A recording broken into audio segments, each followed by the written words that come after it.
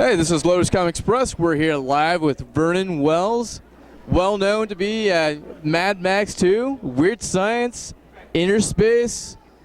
We could keep going with the classics, guys, but let's go into the interview right away. Hey, how you doing today, Mr. Wells? It's called Vernon. Yes, sir. Yes, Not sir. Mr., just Vernon, that's okay, fine. just Vernon? Well, Yeah. okay, well, not a problem, sir. Thank you. Well, Now you're doing it again. Truly. not a problem. Well, Vernon, to get started with the interview, Weird Science is absolutely phenomenal. Thank you. You have Mad Max 2 that you were in. Thank you. And, I mean, keeping on going down the list, you have Inner Space. Yes. And Commando. Commando with Arnold Schwarzenegger, obviously. Mhm. So which one has been your favorite actually working with every single one of those movies? Do you have a favorite of any sorts? Basically, everyone they pay me for. Yes, sir. Totally a favorite. I love it. Show Me the Money. Yep, great movie. You know what? They're gonna do this just to annoy me.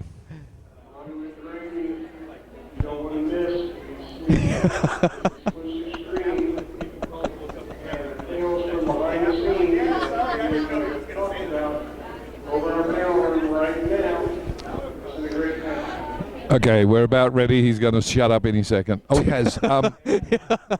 What were we talking about? We were talking about which has been your favorite. Oh, yeah, my experience. favorite movie. Yeah, favorite movie. I don't have a favorite movie per se. I have movies that I thoroughly enjoyed. Right. Being involved in. You know, everybody expects me to say Road Warrior or Commando or Weird Science. They were all positive within my life and my career for certain and different reasons. Okay. You know, Road Warrior was the first movie I ever made, so of course that became a launching pad for my career. So of course it holds a special place. Weird Science was a comedy side of me that I love. You're really I like good, comedy. Man. Yeah. So it became special because I was able to get out and send myself up, which is always fun. Commando was special in the fact that I came to America and did a major movie with, at that stage, an up-and-coming major box office star, Arnold Schwarzenegger. And so any other film that I've done, they've all had a special place. Yes, sir. For what why I've done them. There are films that I've done in my career which I wish I could burn. I think we all have those where you make a choice and then that choice comes back to bite you on the bum. Right. And you have to admit that maybe that wasn't the right thing. But I think like everything, you learn as you go. You know, sometimes you try too hard to be helpful. And it's that old adage of no good deed goes unpunished. So the minute you get into that position where you think, you know what, I'll do this because the person that's making the film is really trying to get a film. And of course, you go on the set and it's anarchy from day one and you're like, why am I here? You know? Well, let me ask you this. As far as Mad Max, the new Mad Max. Yes. Do you have any opinions on, being that you've been in Mad Max 2, obviously? Yes. Do you have any new opinions based on the new Mad Max movie that just came out?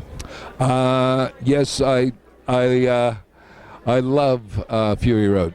Yes, sir. I think visually, as a visual medium, it's brilliant. George is a master of what he does. Right. And he's a master. He's created this world. We were just talking about this before.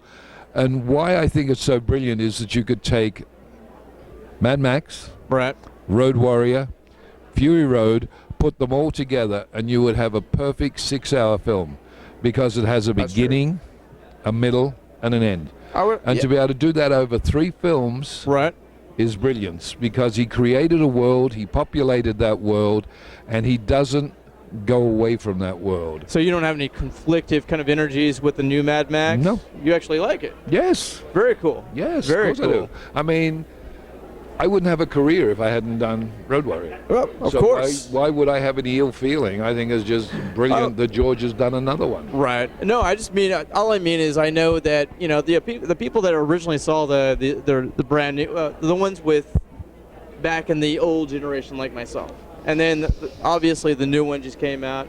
And I knew that there was kind of some conflictive energies to it, just because people are used to seeing the old to the brand new. Yep.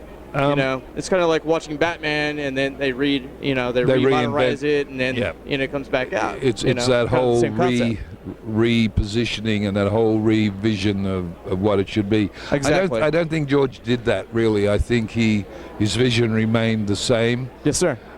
Through the whole thing. I personally, regardless of the fact that I was in it, I think Road Warrior is a better film in story. Okay. Visually, I think Fury Road is unparalleled. Right. I think visually, and with all the action, with all the stunts, with everything that's in that film, you can't go around it. I mean, I think it's an amazing film. But I think for a story, and for the fact that you knew who all the characters were and you understood why, Road Warrior is a better movie. Right. But that's just my opinion, and I don't care, and that's the way it is. Well, as far as getting into some of these different characters that you've been in, is there a motivational kind of skill that you actually get into, a mindset of some sorts? I mean, what is your motivation when you actually get into some of these different characters that you've been in? Paying my bills. Yes, sir. Yes, sir. Totally motivating. You have no idea. When your ass is on the line, the motivation is so good. You know what? I get asked these questions, and I have such a hard time answering them because I really don't know how to answer them. Okay. When I get a script, I read it. I visualize how I see the character. When I get a script, I'll read it really quick to get an idea of the format and the layout. Then I won't read any other character in the script. I read my character. Just your character? Just my character. Okay. I don't want to have I don't give a shit what all the other characters are doing. The interaction I don't care, because I don't want to know what I'm going to do on page 10, right, what I'm going to do on page 20. I read my character a couple of times, and I look at it and I start to try and formulate how I think that person would fit into the world we're in, or the world we're going to make for the film. Where does he fit? What is his motivation? Who is he in relationship to his own physical presence? That's and really once cool. I figure that out, I go, okay, this is what the guy is. This is what he does. And that's how I play it. And then that interaction that I have with the other actors involved in scenes with me is genuine. That's cool. Because I have no really idea cool. what they're going to do. You know, they could be pointing a gun at me. They could be peeing on my leg. I don't know until it happens, and then I react to that because my character has a way. So you're just kind of in the moment with your character as you're doing it. And also he has a presence of where he is. So if something happens, he reacts to that thing as he would. That's really cool. There's no kind of thinking going, oh, well, right here I should cry, or oh, I've got to pick up the cell phone. Right. There's none of that. Okay. It's all organic. It's like, yeah, I'll pick up the cell phone, I'll play with the cell phone right now, and I'll go, excuse me, and I'll make a phone call. Because that's the character. I'll give you an a little thing on that. A friend of mine, I did a movie just at the start of the year called The Horde, which is a horror movie. Yes, sir. And it's a really, really good movie. And they sent me the script and said, pick a part. Okay. So I read the script and I rang them up and I said, I want to play the butcher. And he went, no. The butcher's an extra. You know, he just comes on, he walks off. He's in 2 scenes, you know. And I went, yeah, I want to play the butcher. And he went, oh, dear God, we've got to rewrite the whole friggin' script because you want to play the butcher. And I said, don't care, I want to play the butcher. Right. So he said, all right. So they rewrote this thing, gave me the part of the butcher.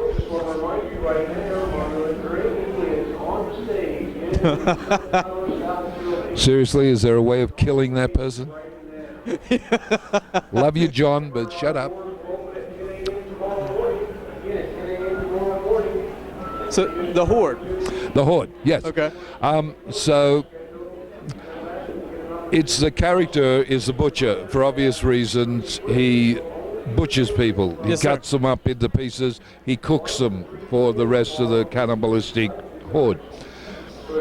And when I did it, they said, you know, what's going to be your motivation? And I said, well, my motivation is really simple to me. This demented human being, inside his very demented brain, considers himself to be a master chef. He is the chef de Blair. He can cook human better than anyone on this planet, and he can give you 55 recipes for it. And so the scene that I do is where I've got this kid tied to a table, and I'm going to cut him into like 5 pieces, but I'm explaining to him how you should cook a person and the best cuts. And how it should be, and the marination of the meat, and that you can't stress it. And I do this whole thing while I'm leaning on this kid's chest, talking to him. About halfway through the scene, the producer got up and walked off the set in the middle of what we were doing. All right. And when we finished, I walked outside and I said, oh, you didn't like what I was doing? And she just looked at me and she went, you would have to be the sickest, undeniably lowest human being I have ever hired. And I went, so it was good? And she went, oh.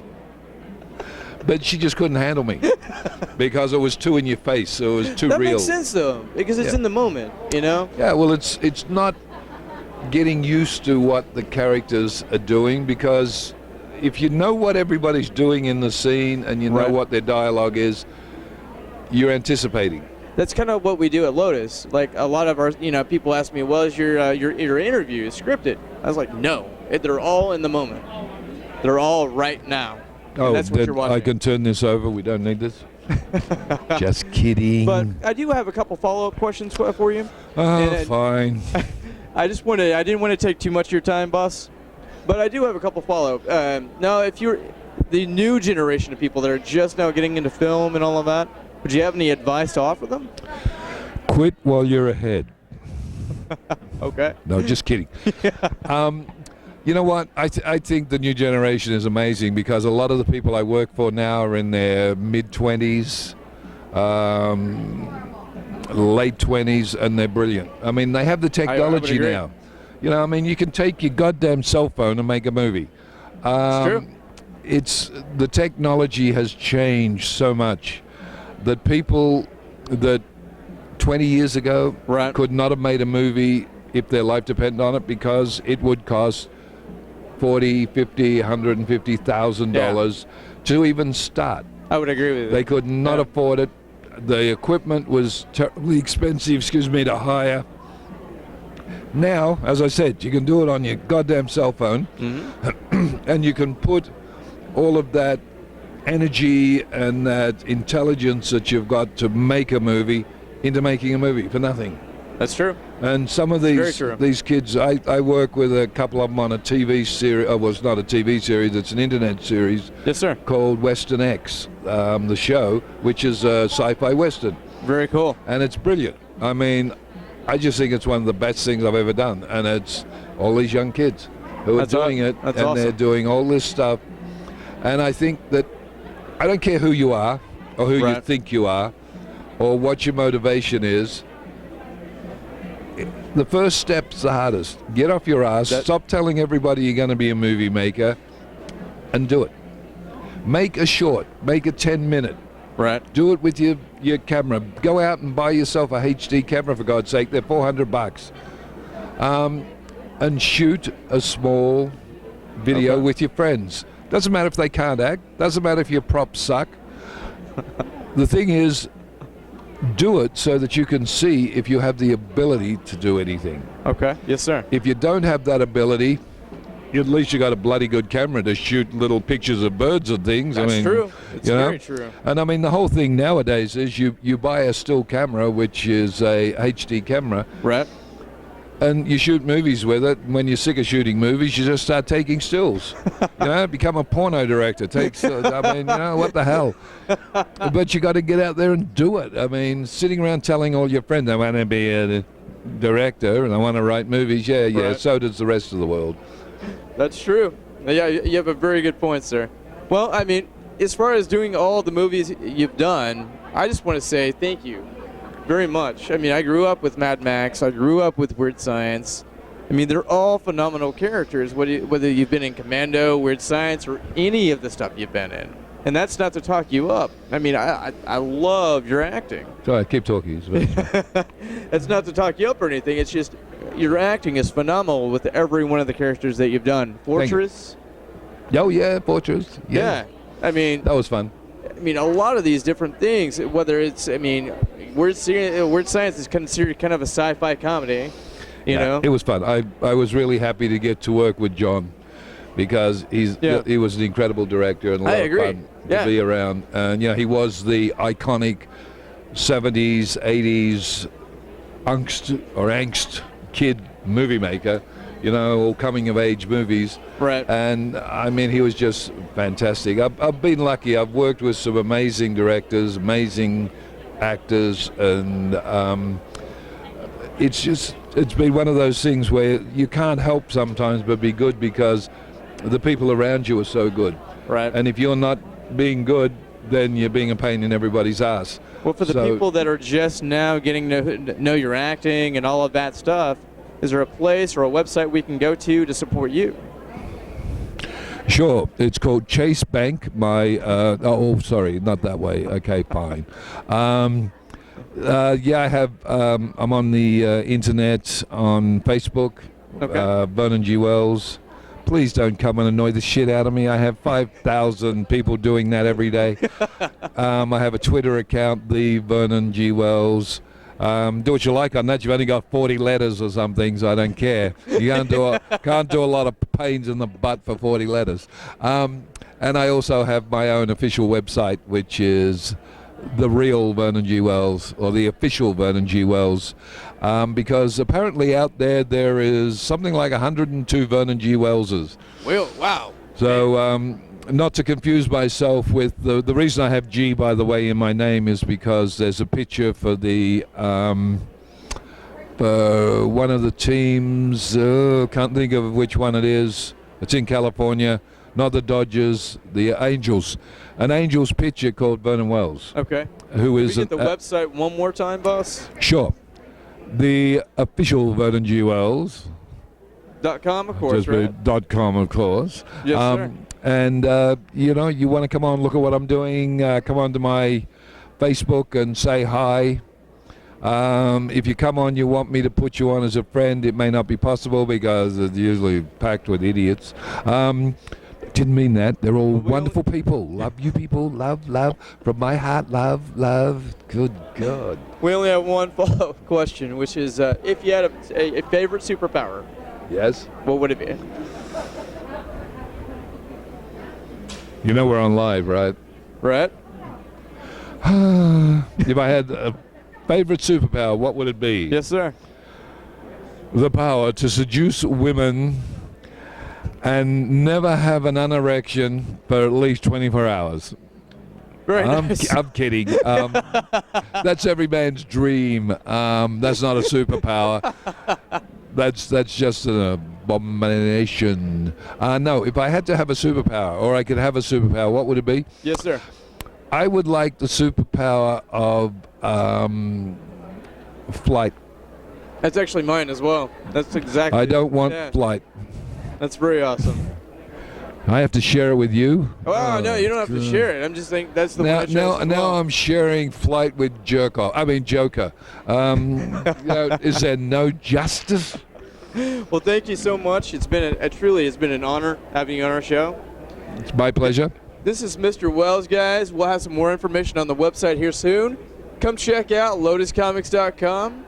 Come check us out on Facebook. And come check him out as well on his website, Twitter, and Facebook that he named 20 minutes ago. So we will talk to you here real soon at lotuscomics.com. We'll see you then. Thank you. Bye-bye.